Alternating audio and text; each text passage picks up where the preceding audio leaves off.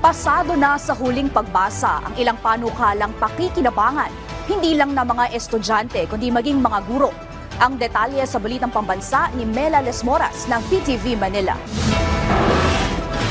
Para ibayo pang mapagbuti ang antas ng edukasyon sa bansa, inaprubahan na sa ikatlo at huling pagbasa ng Kamara ang dalawang mahalagang panukalang batas para sa kapakanan ng mga estudyante. Kabilang na riyan ang House Bill No. 11214 o Panukalang Private Basic Education Vouchers Assistance Act. Sa ilalim nito, layo na ibayo pang mapalawig ang Expanded Government Assistance to Students and Teachers in Private Education Act o EGASPE, kung saan hindi na lang kwalipikadong grade 7 hanggang grade 12 private school students ang bibigyan ng aid vouchers, kundi maging ang iba pang nasa basic education levels mula kindergarten. May mga probisyon din ditong tutugon sa mga pangangailangan ng mga private school teacher.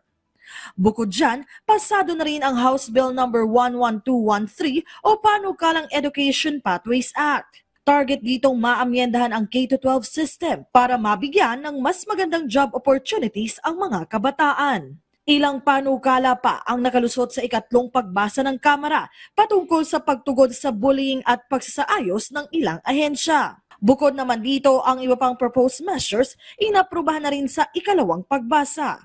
Isa na riyan ang House Bill No. 11357 na mag-aamyenda naman sa Universal Healthcare Act. Suportado naman ito ng Department of Health lalo pat isa ito sa mga priority bill ng administrasyon.